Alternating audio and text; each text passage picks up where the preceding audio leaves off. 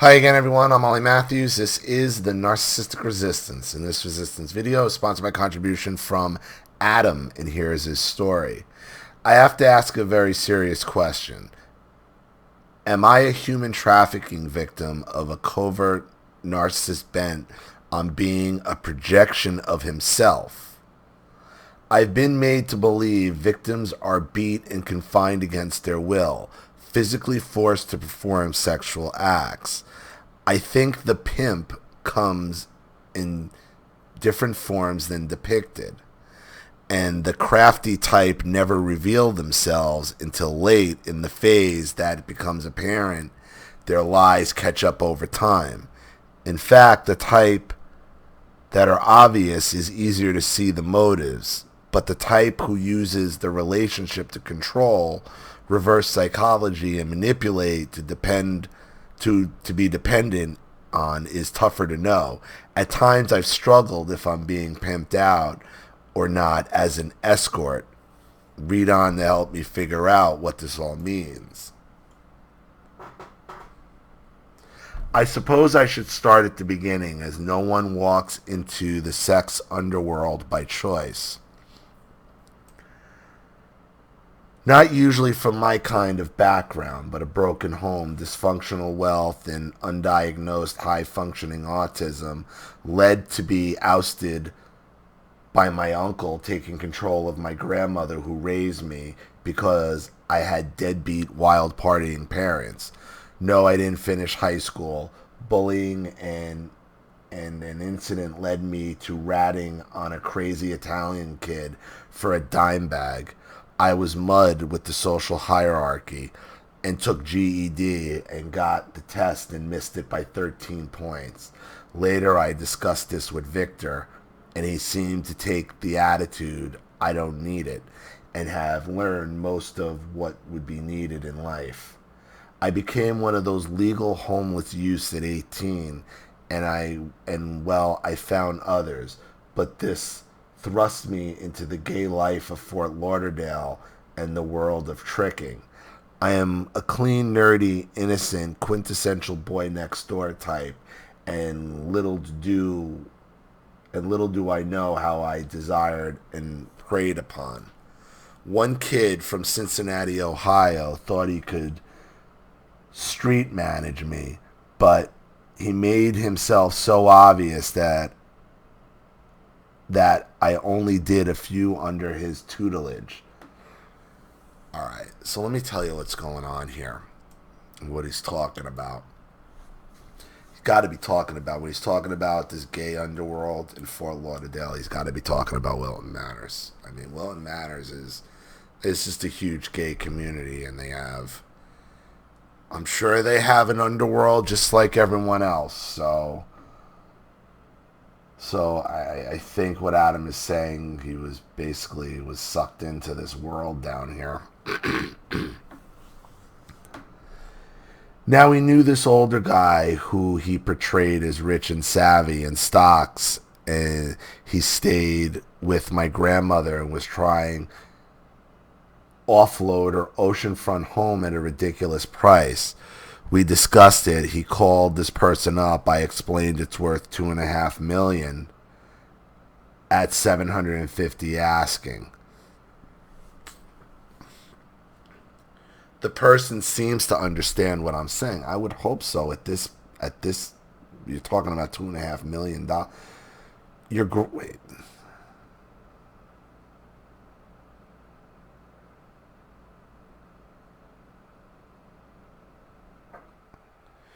So your grandmother had an oceanfront property at $2.5 million.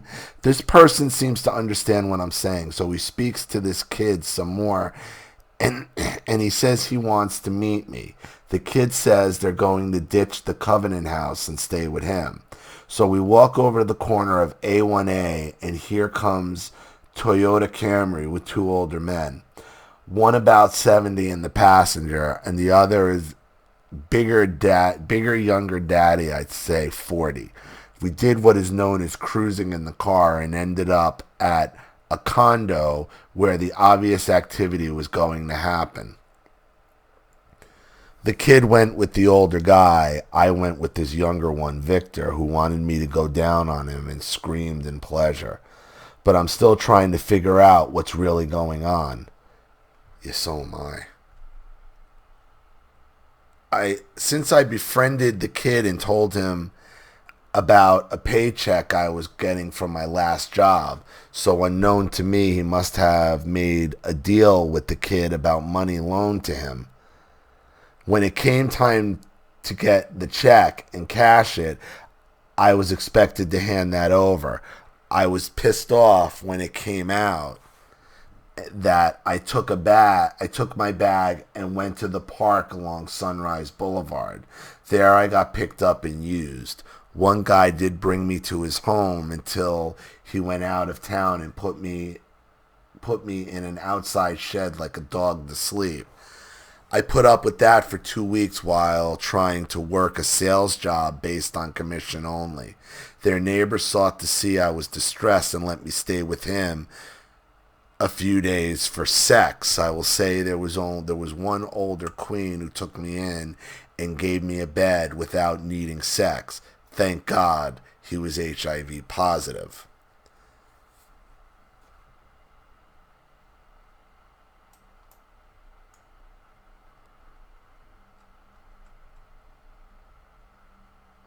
By now, this gives foreground and won't be too much longer that I'm curious about the first guy, Victor. I met who takes on the daddy figure fast. He didn't seem to know what the kid was planning, so I didn't hold it against him. So I leave a message on the pager and he calls me back. He tells me that some kid stole from him and was on crack. So we decided to try to leave things alone and it seemed much better. However, it wasn't long until I get my first taste of what this person would treat me as, his property. He wanted me to work. He wanted the paychecks. I agreed to work to pay for my marijuana use, but I certainly didn't think it was right to demand all my pay. Late at night, when asleep, I'd steal back some of my own money, but one time I got caught and was punished. He made me feel guilty and used sexual gratification as a way to make amends. In fact, this was the entire basis of control, is being punished through pleasure through the duration of the relationship, which didn't set well to start.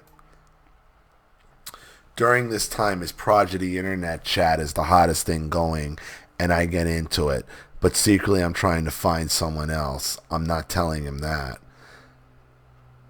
I just wanted to have fun and chat is the impression I was giving. I found one guy who I thought was interested, but the number he left proved otherwise when called. I decided to keep looking and bide my time, but I wasn't finding refuge. I soon gave up and accepted my place. Soon after 6 weeks, getting into July 4th, 95, the guy was talking about leaving and going to Washington, D.C. Well, I couldn't find anyone else, friends, family out of the picture. The Covenant House felt like a detention center, then a shelter, so there were no options.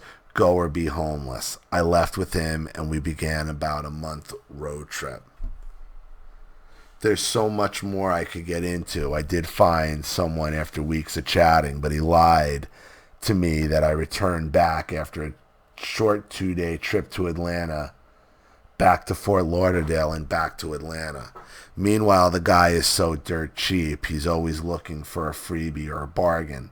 That gets tiring all the time. When I know he didn't need to be after a buyout on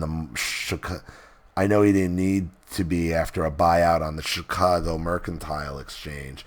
I know in my short time inside the gay community at the time, I found other men not so tight and more respectful.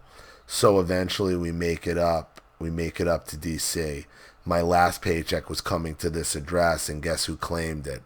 And he's just so cheap that life isn't that comfortable being with him. I start looking in the classified sections for telesales like I did in Florida, and then it's all presented. You're cute, you have a good body, and great oral and a bottom. You could be an escort.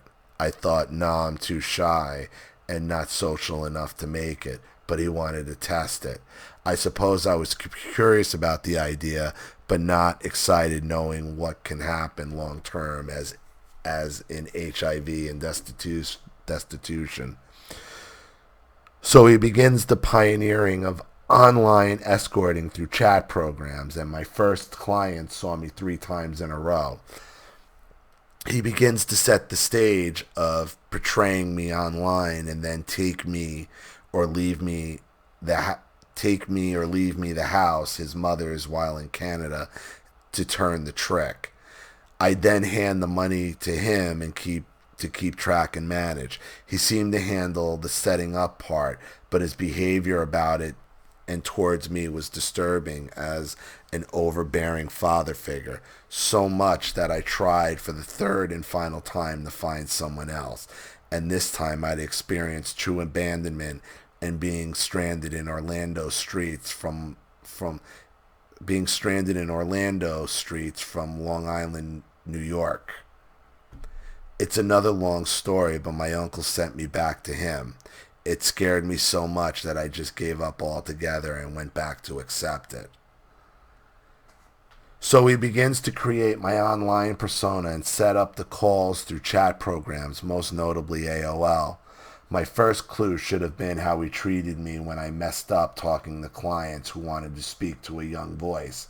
I was scolded and reprimanded like I can't do anything right or properly the way it was supposed to be done or the way he wanted it.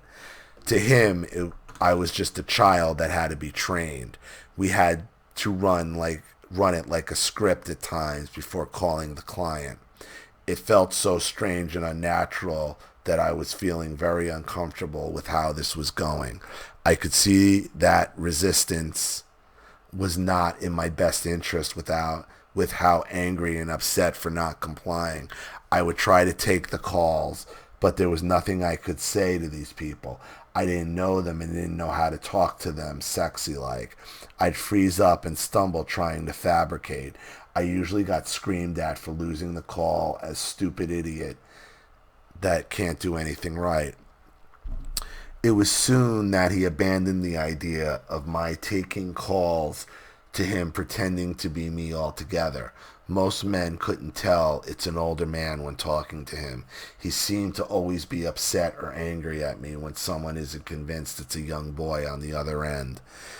The attitude is I messed up money again, and it's becoming more clear how serious he's getting about setting up and running me as a business venture to manage, and that's the purpose of my life with him. He finds a small apartment in Crystal City, Virginia to start working out of, and then he began having a schedule made for calls to take me to wait in a closed room. He liked when I did at least 2 to 3 calls a day, night. Meanwhile, he's still cheap as ever. By now, I think he knows if he wants to keep this money going, he'll need to loosen some. I demand we move somewhere with more room, and we find another apartment with 2 bedrooms in Alexandria. It's a Russian owner, and he's headed back to Russia. Now, at this time, I am also experimenting with growing pot. I originally agreed to do the work and help pay the expense with pot use and growing expenses, but it turned into far more than just a supplement to pay for pot smoking growing. The man knew he could keep me manipulated and under his thumb by allowing me to grow the plants, and in return I do the escort work and pay all of the bills. He also used sex as leverage with whatever I wanted to buy in life. I'd have to give Daddy his sugar or sleeping pill before it could be discussed. He'd instruct me how to act, talk, look at clients in the eyes, tell them I work part-time at some fictitious employment. When someone complained that they weren't talking to me in person on the call, I'd be berated and scolded like a child for hours. On the end, it was demoralizing to the point of breaking down. It wasn't long until websites came along and I was put into the first web markets for escorts, the hot frat boy next door. I was made into an industry on Rent Boy. The right pictures, the right words for an ad made to believe I was doing it for a better future and a life years later. I was made to believe I was like a sports star to save for investments. In July of 98, I met a Washington Post TV critic who I became intimate with, seeing him 2 or 3 times a week. And I told him what was going on and wanted to leave since I got treated 1,000 times better. But he built up a fantasy relationship and couldn't handle it when I wanted to be with him. He just wouldn't listen and took the side of Victor of running me, basically. Oh, a Washington Post critic, huh? Interesting.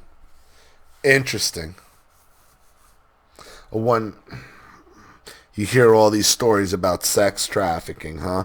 And you got the Washington Post, you should name them. You should name them, Adam. You should be naming names here. Full names.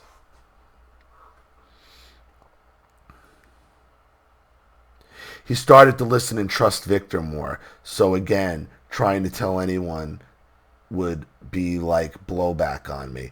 I fell in love with this critic. He used that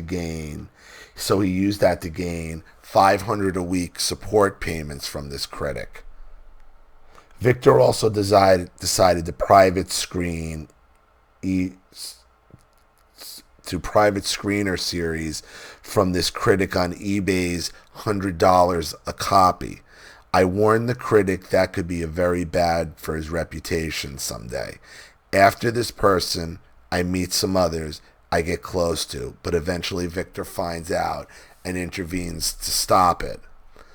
When the discussion of trying to go back to school part-time came up, he betrayed me as a college student. He was adamantly against any time spent in school for real. He said that was a waste of time and money and that I could not stay with him if I chose to go to school.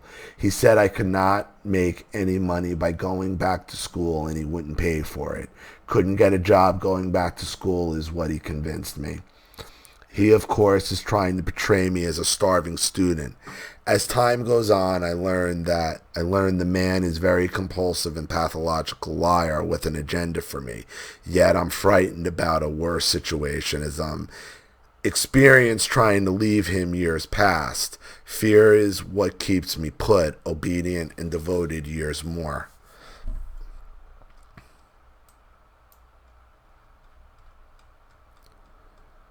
Later review sites come, and this told me he only cared about my escort reputation.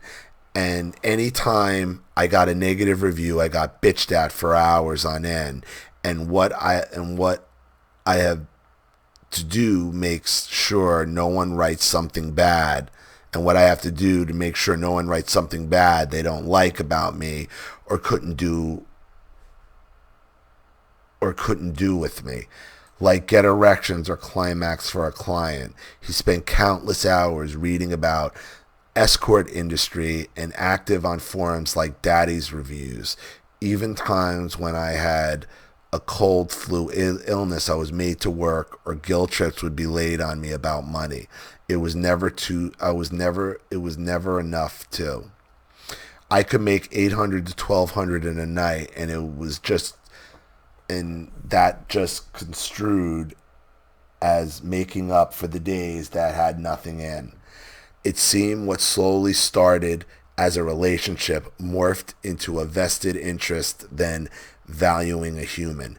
Many times he'd take the call schedule urgently and seriously than I wanted. He's a pimp. He's a pimp. You're with a pimp. This is what pimps do. Bitch better have my money.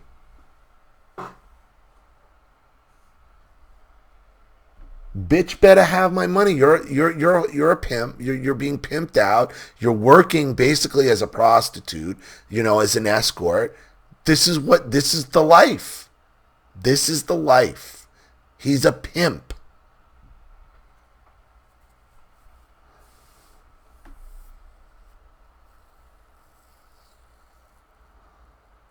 He was always in a rush for me to get dressed to walk out the door in 15 minutes, speeding down highways, aggressive driving, getting me to appointment on time, always asking me the details, and of course collecting the cash. Sometimes I stashed the tips, but eventually those got found in my many hiding spots. I could keep going on and on, tell you how this man got several other young adults into this work. I became sort of friends and tried run them as well, taking cuts from them in 3 ways. Under the fraudulent guise of a USMC as a gangster thug associated with opioid distributors in Baltimore. He spent much time driving and managing him all over the DC metro areas.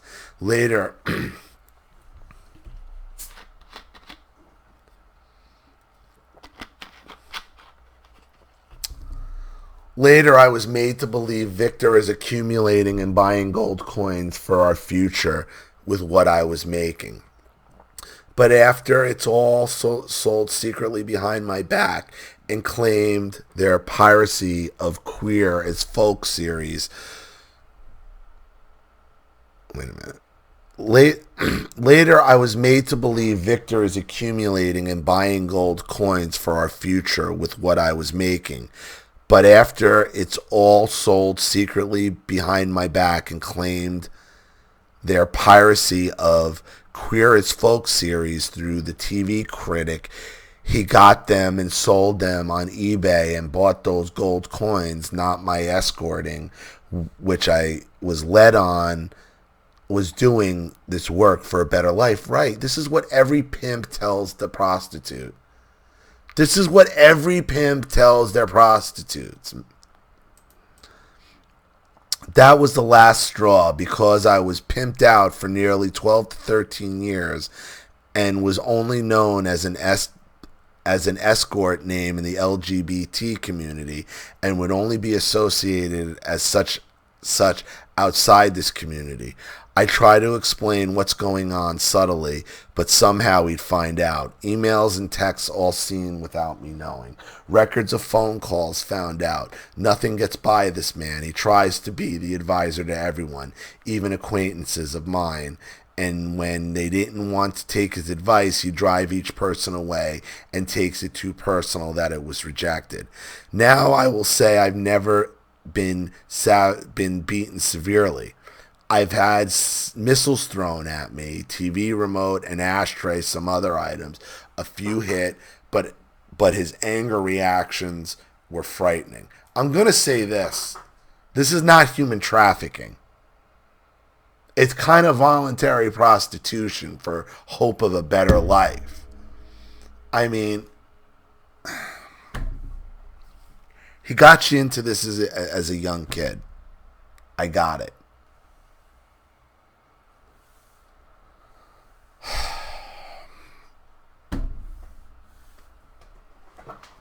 It's grooming. Is it human trafficking? I mean, you were a kid, but I mean, you're walking a line here. I mean, you're making some very conscious decisions on your own here. The majority of the abuse is caustic, verbal, psychological, and controlling. What about the prostitution, dude? He's pimping you out. That's the abuse. A few hit, but his anger reactions were very frightening. The majority of the abuses, he knew I was naive and trusting and only seemed like he was happy with me when I was making money. You're right, because he's a pimp. And giving him sex and he was moody and miserable when I didn't bring anything to him. Constant guilt about monthly expenses and how I'm not making enough to cover everything each month. $9,500 a month was not enough for him according to his budget calculations. I tried in spring of 2008 to break his control by quitting smoking marijuana. And with the money he said, trying quitting smoking marijuana. Come on, man. Come on, man.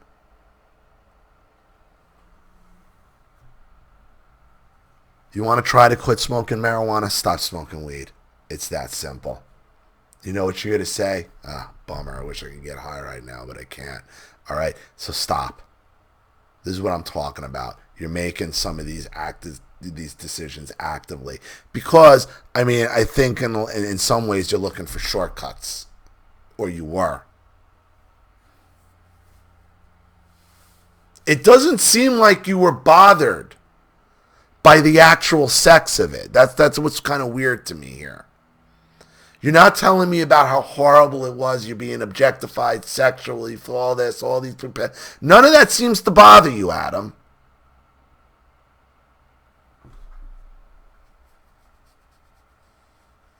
What seems to bother you is just you weren't getting the fruits of your labor. It wasn't like registering to you that you were just a prostitute.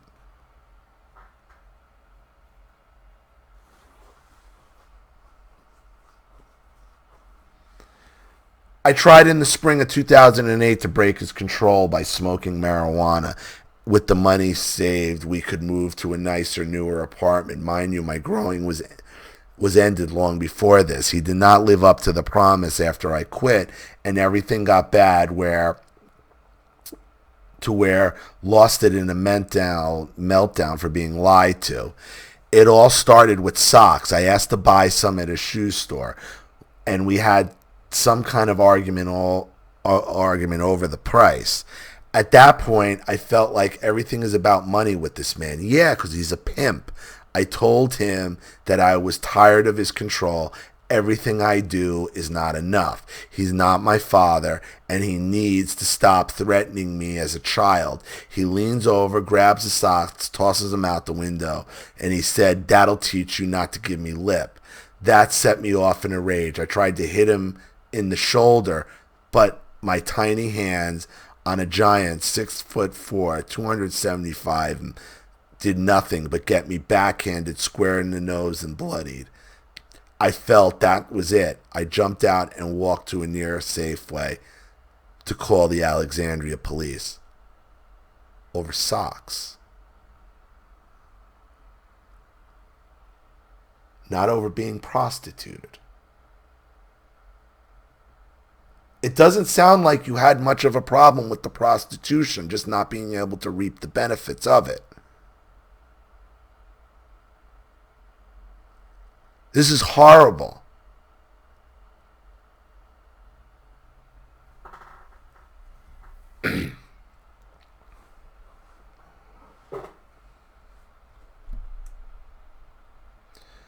I explained I got my nose busted in a dispute with my lover. I was trying to stop smoking marijuana, and they didn't like me not in it and controlling medications I used to curb anxiety and withdrawal I get.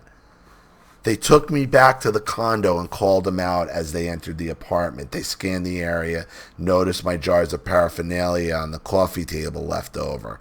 One cop took me back into the bedroom, said he knew there was marijuana in the apartment and wanted me to hand it over, otherwise they would just get a search warrant and turn the apartment upside down. He also suspected kiddie porn with how it looked in his bedroom. I was sitting on the edge of the bed where the jar was covered up slightly. I was worried about other problems coming up and what would happen to me, so I didn't say anything about what was happening with escorting. I didn't want to get the gold confiscated because you're about the money. The cop explained to me, this is not like the TV show. Work with us and we'll work with you. They never do.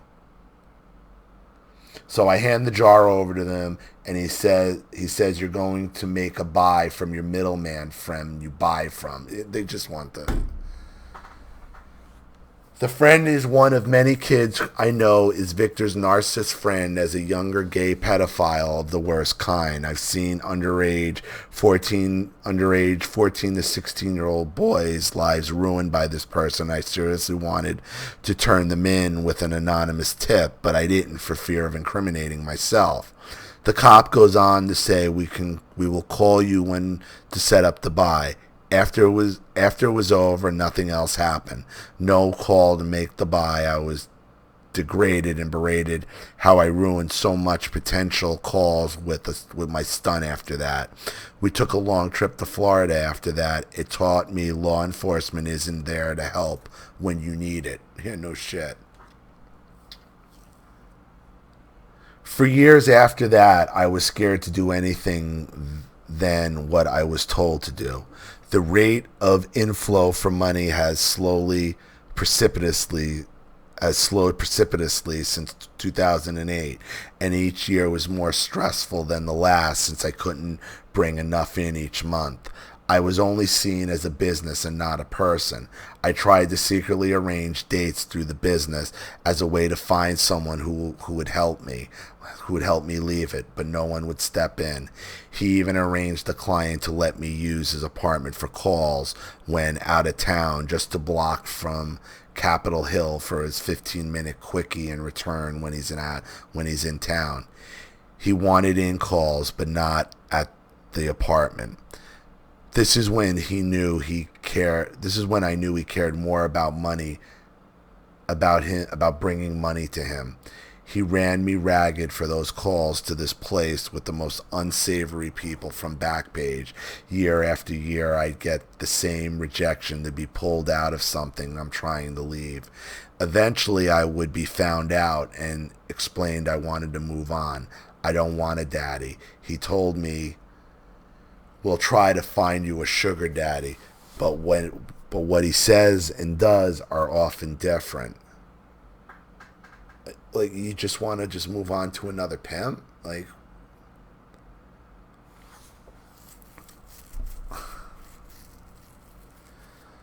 most times he'd taken over communications and turn the other party off to where they'd want to quit making me sound transnational instead of wanting a relationship. Meanwhile, I was still required to work my job, as he put it, and bring in money, and this guy became more of a daddy control freak over me. A lot of the gay men in dating seemed to know who I was way more than I realized, but they didn't realize it was not by my choice. You see, it is drilled in my head that there's nothing else I can do to make money. All I can do is make a decent living. To make a decent living is to escort, and that I'm not going to find a better job in the real world. I got barraged with all kinds of employment and college data and articles.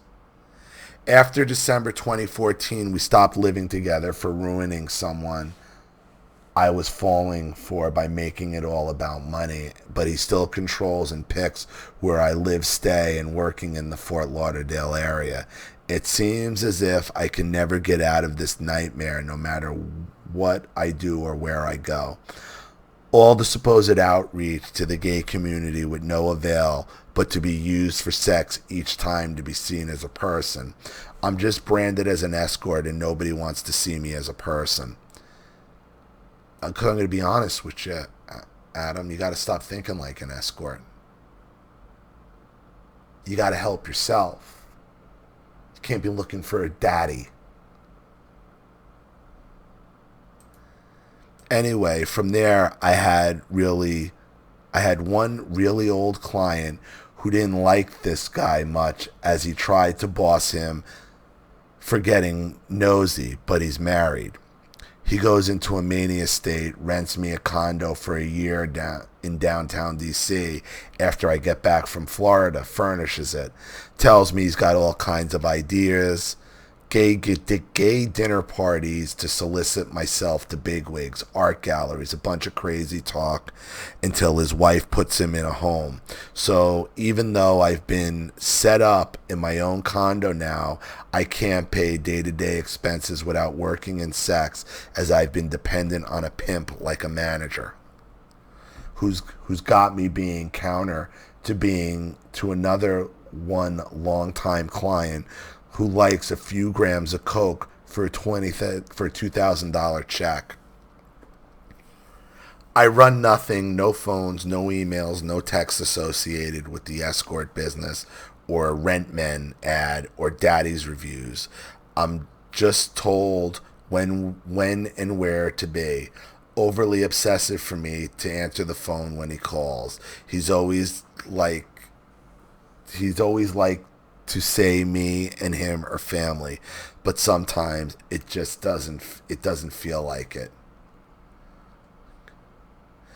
The last 2 years have been a slow trickle. The last 2 years have been a slow trickle that I don't see meeting a man who will help me out of situation. You're using, listen, man.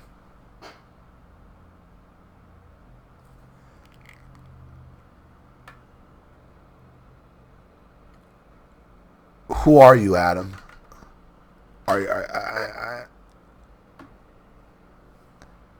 You're looking for a man to pull you out. You're doing what women do when I say their only value is in their pussies. Is your only value in your ass? I mean, is that it?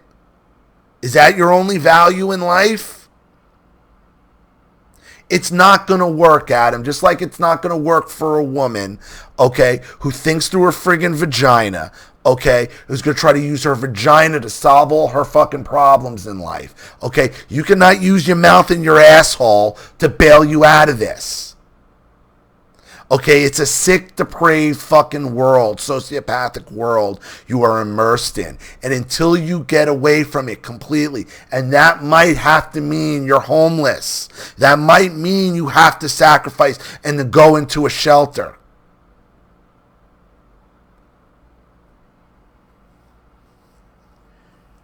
It doesn't seem like you want to sacrifice anything, any discomfort whatsoever. And the only value you have is to fuck your way out of it. That's not going to work.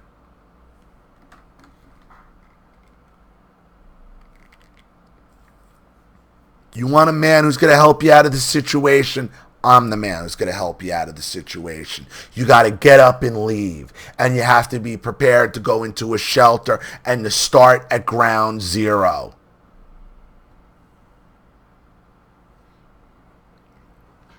Somehow this isn't rock bottom for you, Adam. Somehow being prostituted since the 90s isn't rock bottom for you.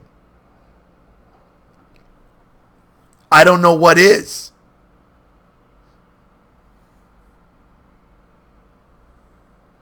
You can't fucking suck your way out of this. You can't.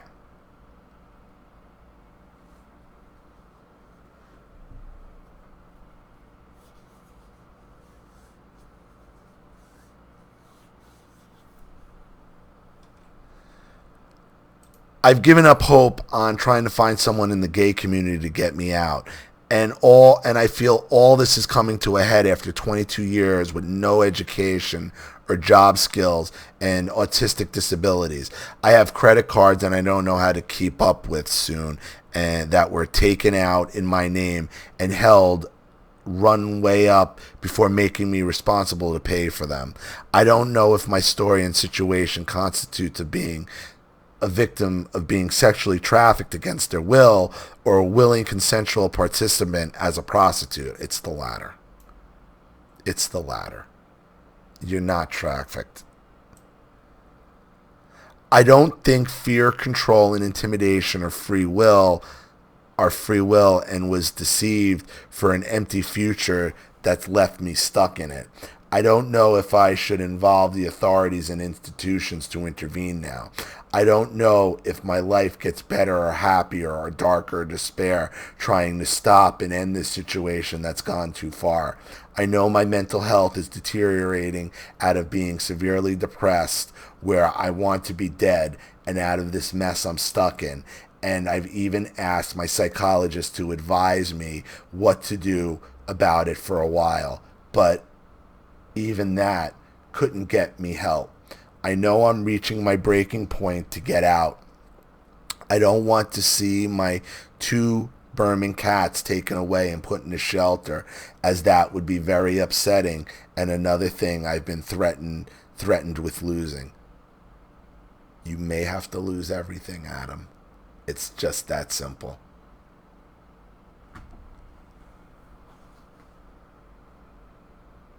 Everything you gained was through sex. Everything you gained was through your sexual, everything in your life is tainted, Adam. Everything. And I'm not saying it's your fault, but it's never going to change. You have to get all of it out of your life. Oh, yeah. I tried one last ditch effort to gain independence trying to buy Litecoin in July of last year with my supposed bank account at 20 a coin. I had 68 before my account was closed by this man and stopped me from getting the 68 LTC delivered. I believe that showed me he wants me to be dependent on him, then gain any financial independence to break away. In August 2018, Victor moved me into the critic's home in the critic, the fucking Washington Post critic. Expose him! In the Virginia Burbs, where he had complete control over the finances and has concocted a need for sexual therapy to help me with the basics. He's still insisting this escort work is my life to pay bills. Yet I'm trying to get the GED paperwork filled out, and he won't do them. I asked dozens of times to fill it out since he has the printer, but always some excuse. Heck, I had some school admin send it to me in November, and it's now February. He says he needs to look into all of it. I said there's nothing to look into. Fill the paperwork and have the homeowner sign it. He still asks me what and who and why questions about anything I do. Buy, watch, read, talk to. I'm tired of having to account for everything while he continues to account for nothing. With only so much money I could save the condo. Deposit refund check, one last check in October from the client with cancer before he died.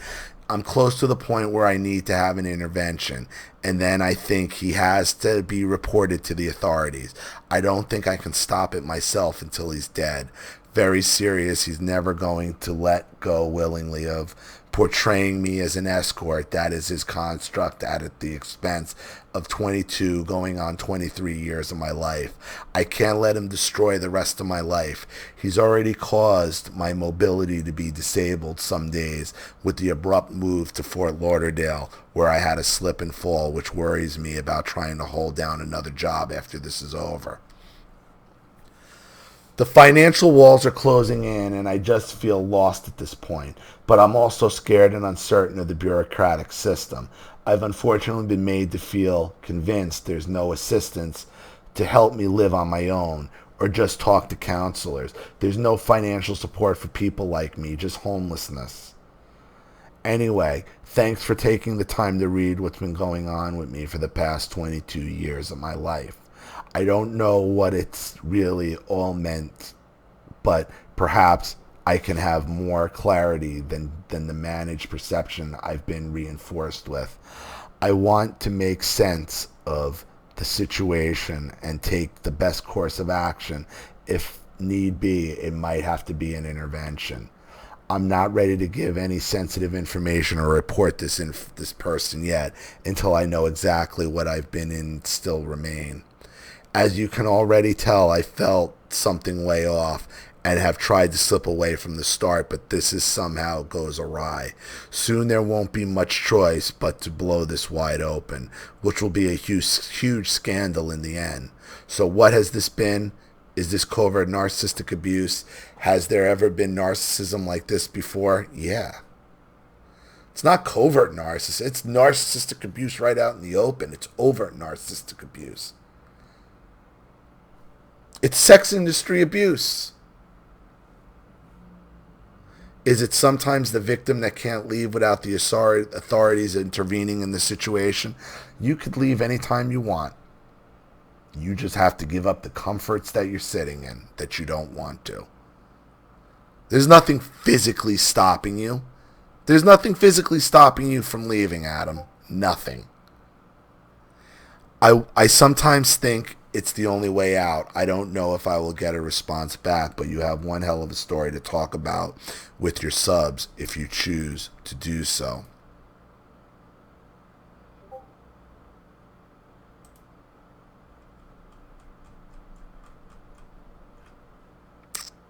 Hold on. She sent me another video.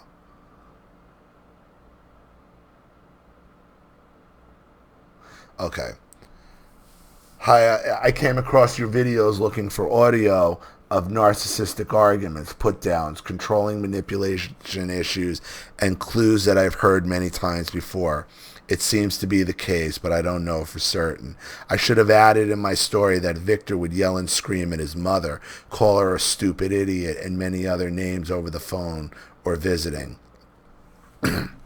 I once talked to her about his behavior, and she mentioned to me control freak, though I quickly learned not to trust her too much as any confidant.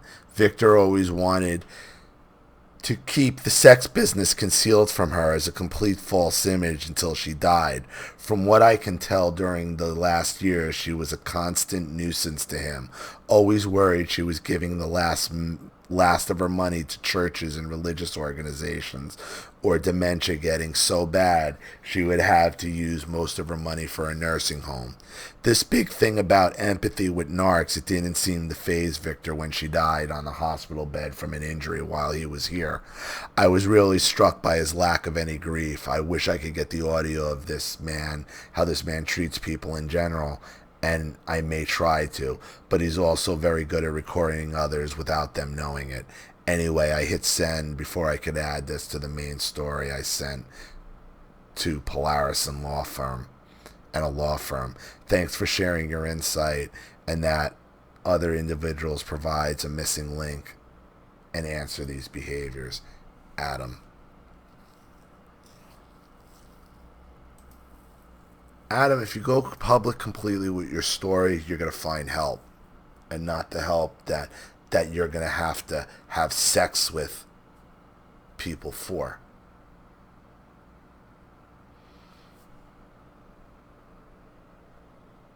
You've been prostituted. He's a pimp.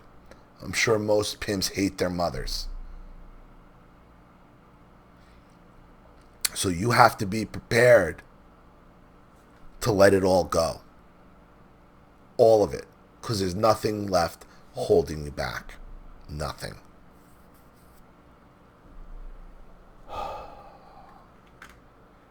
I even feel bad with this contribution, knowing what you had to do to get the money. It makes me feel like lousy. It really does.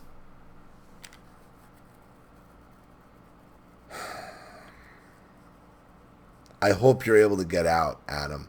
I hope you go public, because if you got a Washington Post critic, you're in D.C., you got a story where you can expose a lot of people.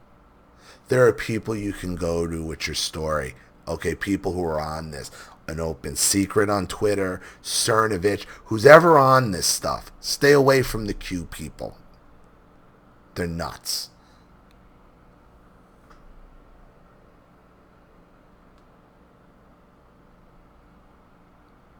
You have the power to expose all of this. Okay? All of it. You have to be willing. You have to be willing to sacrifice. Okay? Because you can't fucking suck your way out of it. You can't. So, I hope that helps. Thank you for your contribution and your story, Adam. I really appreciate it. Thank you to everybody watching. Please leave any opinions or advice in the comment section below. And again, if you want your story read on the channel, you have a topic you'd like me to cover, a narcissist you'd like to expose, you'd like to set up Skype, phone call, have a private video made, or a Facebook live chat, or you'd like to sponsor a video like this for someone who needs help and can't afford it, or just make a contribution to the channel in general to keep it supported, growing, and successful, because this channel survives 100% on contributions from all of you. Without you guys, all this goes away. So if you like what you see here and you want to see more videos like this, you know what to do with the PayPal and email links in the description box. Also, please like and share this video wherever you can. Subscribe to my channel if you haven't, and be sure to click the subscription bell to be notified of all my video uploads. I'm Ollie Matthews. This has been the Narcissistic Resistance. Take care.